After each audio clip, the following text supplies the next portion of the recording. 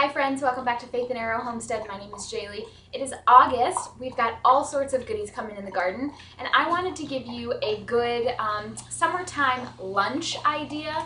This is one of my favorite summertime lunches. It's homemade, it's very healthy, and it uses some of the stuff that you are getting out of the garden. So we're gonna start by actually making a homemade naan bread. Last year, I made this recipe a whole bunch of times last year, and I didn't make naan bread, I just made like tortillas. But this year I'm stepping up my game. I'm trying to expand what I know how to make in the kitchen, so this year we are doing naan bread. We're going to start with a clean bowl. We're going to add half a cup of warm water.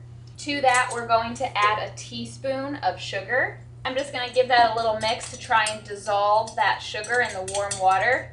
This is a yeast recipe. I've been doing a lot of sourdough, and I'm sure there's a sourdough naan recipe out there. I have not yet ventured that far, and this naan recipe is really good, so that's what we're doing today. So now to our water sugar mixture, we are going to add 2 1/4 teaspoon of active dry yeast. And actually, I've not been using yeast because I've been doing so much sourdough, so I hope that hopefully my yeast activates. I like to just sprinkle that right on top. Now we're going to let this sit 5 to 10 minutes and let that activate. If your yeast is good, then it will become foamy on top, and that's how you know it's alive and active and ready to go.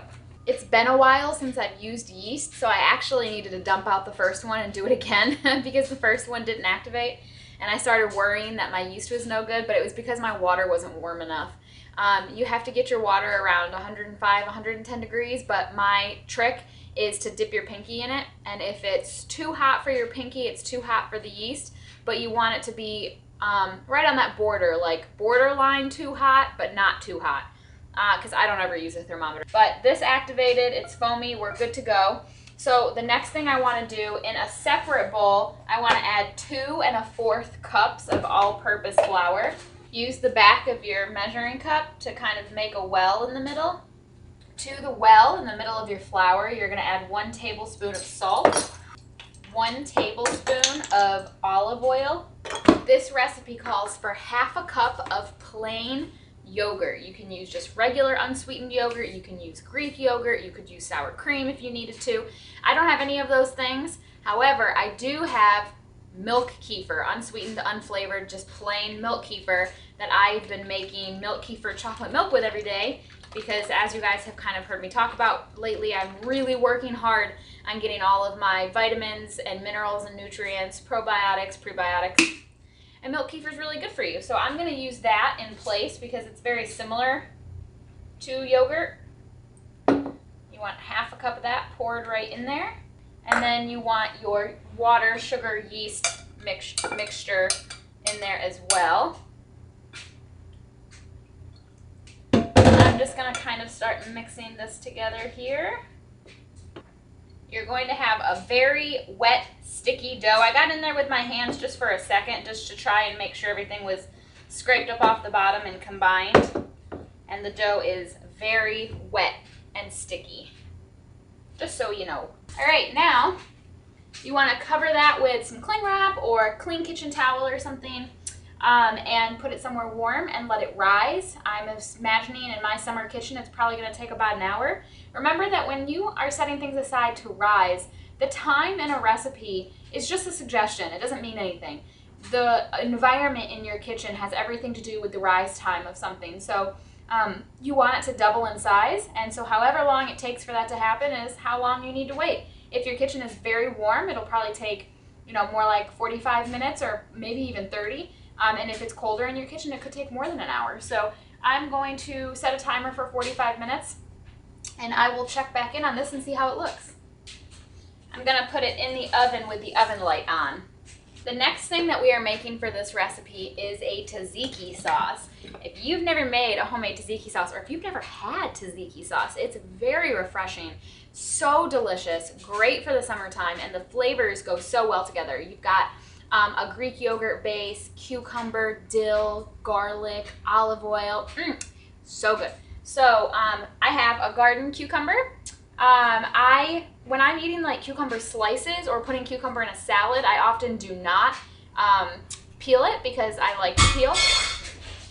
But I don't like it so much in my tzatziki sauce. So I am going to go ahead and peel. Plus this cucumber has a few bad spots on it. So I'm just going to give it like a quick rough peel. I've got my box grater here and I'm going to go ahead and grate up this cucumber. I imagine for the quantity that we're making, you'd need like, I don't know, half a cup of cucumber. Honestly though, anytime you see stuff like that in a recipe, like half a cup of cucumber, it's your preference. Do you want more cucumber or do you want less cucumber? It's your call. Okay, I've got a small bowl here. I'm not going to be able to make very much of this tzatziki sauce because I'm using my milk kefir again and I don't have that much. So that's honestly probably only a fourth a cup and you really need a cup. So my tzatziki sauce isn't going to be very saucy. But I will say that when you're doing stuff like this, when you're making sauces and dips and stuff like that, you're not baking. The measurements don't mean as much. Obviously, if you follow a recipe and you follow the measurements that I'm going to give you in this, you're going to end up with a better, more well-rounded, well-textured, good consistency product. But if you don't have enough of something, it's not a reason to not make it. All that means is your texture or consistency is going to be off. Your flavor might not be as strong, etc. So obviously the yogurt milk kefir in my case is the base. It's what makes it creamy. So with me not having enough, I'm gonna still follow the rest of the measurements correctly. It's just not gonna be as creamy, that's all. It's still gonna taste good. It's still gonna have the flavor, that sour tangy flavor of the milk kefir or yogurt if that's what you were using. And I'm still gonna be able to spread it on my naan bread. It's just not gonna be as creamy, as saucy, what have you.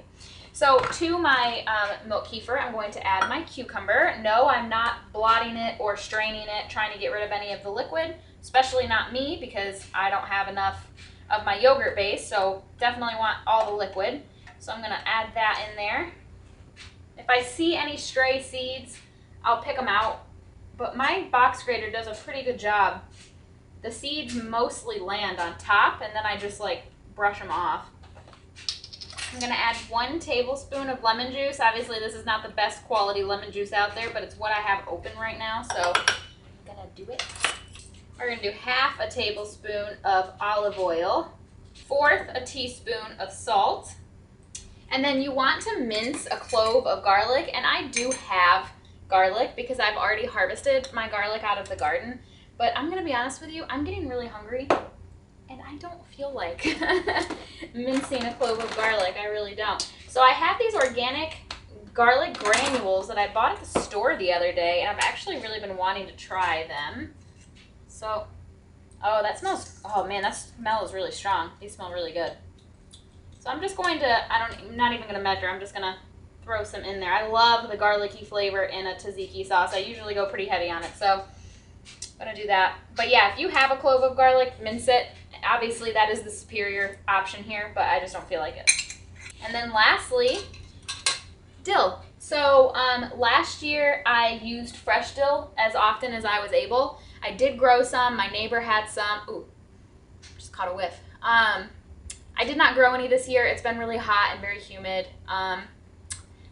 We went to the farmer's market this morning, me and my parents, and I found a huge plastic container of it, and my mom and I split it. So when she came to the house, I gave her half and gave her the original container and put half in here. Probably, what, a tablespoon maybe? I'm just going to eyeball it. This is more preference, like put in however much or however little you want.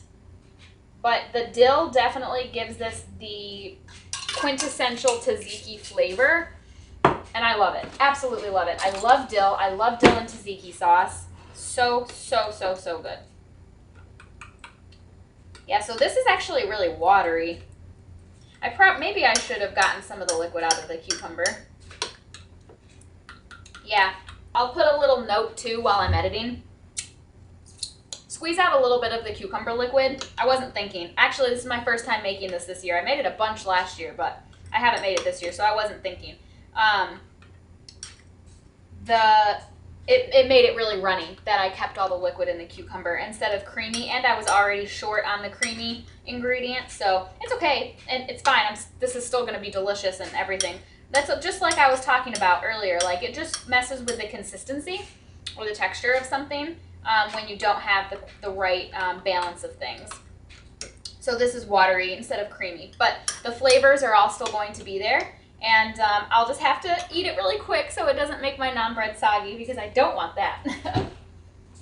And I could probably, I'd be sacrificing some of the dill, but I could probably strain some of this liquid off. Let me see if I can do that easily. Yeah, I was able to strain off a whole bunch of that. Awesome. All right, great. So anyway, I made this while we were waiting for our naan bread to rise because I like my tzatziki sauce cold. So I wanted to go ahead and get this put together. I'm going to put it in the fridge and let it chill, and then I'll come back to you when it is time to think about the naan bread. All right, so I definitely screwed up the naan bread somehow. Perhaps using the milk kefir instead of yogurt.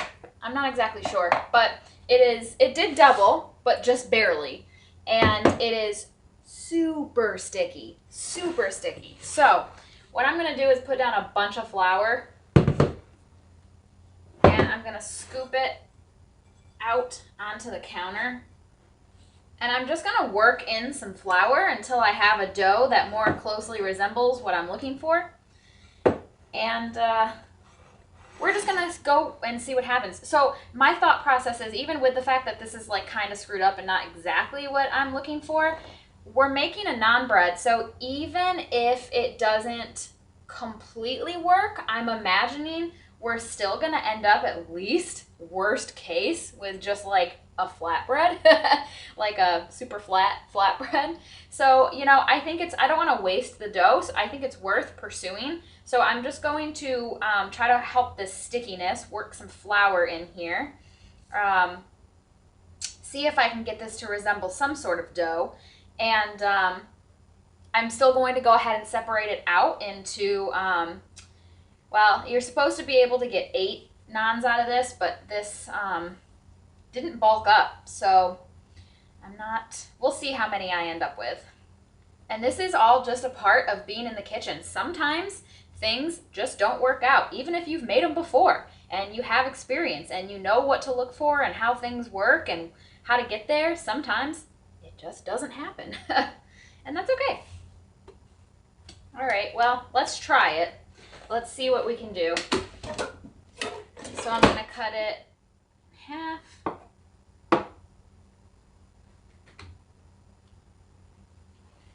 In half again. Oh, no, it's sticking so bad.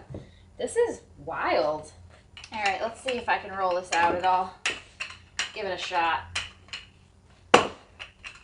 I'm not really concerned about getting any kind of pretty shape here for 2 reasons. A, I don't want to fool with this too much because of how sticky it is, and B, it's a naan. I don't really care. I just want it to taste good. All right, let's see if I can, yeah, see, I can't even get it up off the counter. You gotta be kidding me here. Oh my gosh. This is really annoying, you guys. Okay, fine.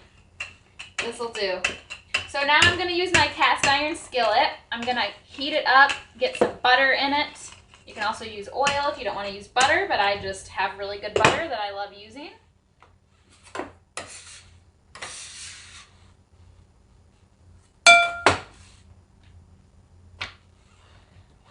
And you want your skillet to be pretty dang hot.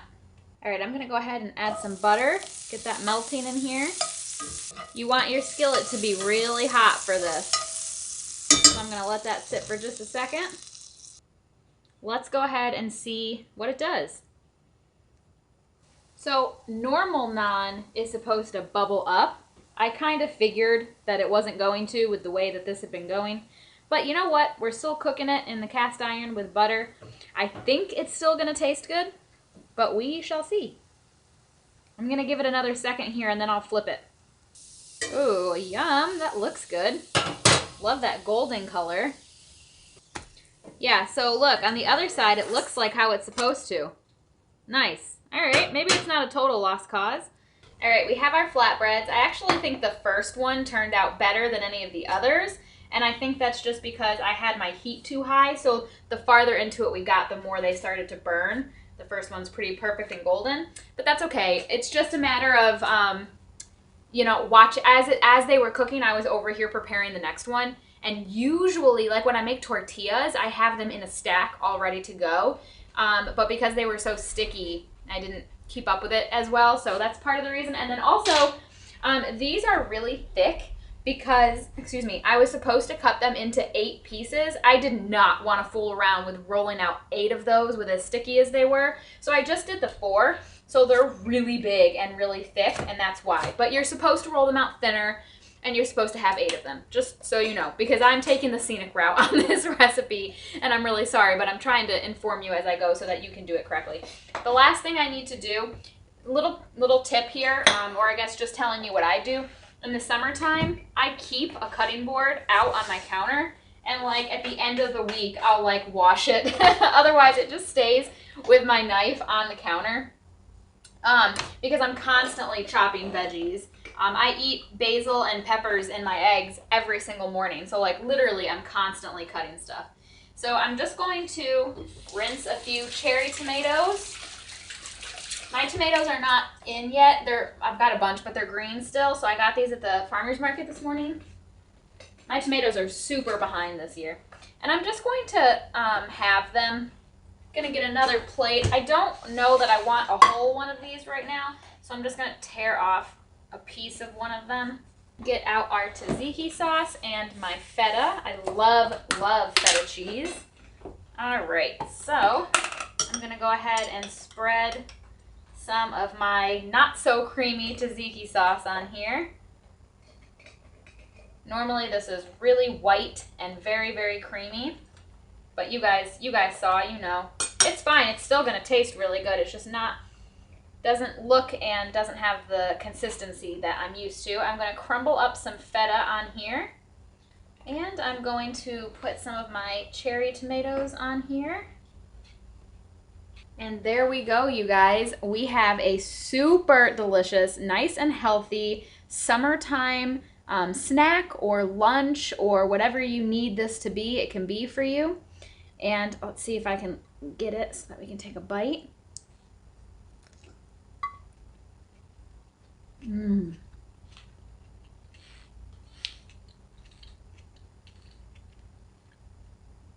That is so good.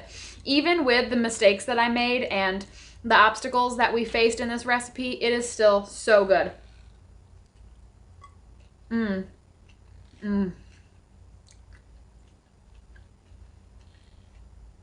Man, that is delicious. I absolutely love this recipe, you guys. I'll be honest, I do wish my tzatziki sauce was a little creamier. I do love that real rich, creamy, tangy tzatziki sauce, and this is like doesn't have quite as much of the tang and it's not as creamy, but it still tastes really good. I put in just the right amount of dill. I love going heavy on the dill. So good. And the other thing I would say is this would definitely get soggy really fast if I didn't eat it because of all the liquid that was in my tzatziki sauce. So ignore me. Definitely blot or squeeze out the moisture in the cucumber. I guess I just don't remember. I don't remember doing that last year. And I know like when you make zucchini muffins, you don't. So that's what I was thinking. Like you don't squeeze out the liquid of the zucchini when you make zucchini muffins because it makes them really moist.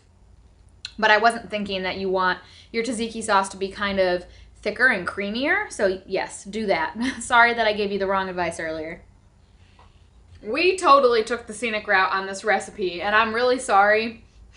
But I'm going to go with it and still give this to you guys because I wanted to teach you that even when a recipe is not quite going as planned, like when I revisited the dough after letting it rest for an hour, and I saw how sticky it was, I could have thrown it out and said, I'm not fooling with this. It didn't work. It's way too hard, whatever. I messed up. But you just roll with it. You add some flour, which is the obvious solution when you have something that's too sticky or too wet. I added some flour. It was a pain. And I only ended up making 4 naans instead of 8. But I just just cut them in half, and then you have 8. And they still taste great. So even though it wasn't quite right, same with the tzatziki, even though it's not quite right, but you still have all the flavors. It's still nutritious. It's still edible. And when you're on a cooking journey, which by the way we all are, and you never leave, you're always learning and growing. It's a journey. You learn how to give yourself some credit, and you learn how to eat things that aren't perfect but are edible. And this is one of those situations, and this is beyond edible. This is still absolutely delicious and is hitting the spot that I wanted it to hit when I decided this morning that I wanted to make this today. So go easy on yourself, and whenever you hit a roadblock in a recipe, think critically and see if there's a way you can salvage it. See if you can use the ingredients for something else. See if you can just take the recipe a different direction. See if you can add anything, change anything, to make it salvageable so that you can still enjoy it and you're not wasting ingredients. I didn't waste any ingredients today. So guys, I hope that you give this a try and that you really enjoy it. It's a really delicious summertime recipe. Thanks so much for hanging out with me in the kitchen today. I can't wait to see you in my next video. Have faith and keep moving forward. Bye.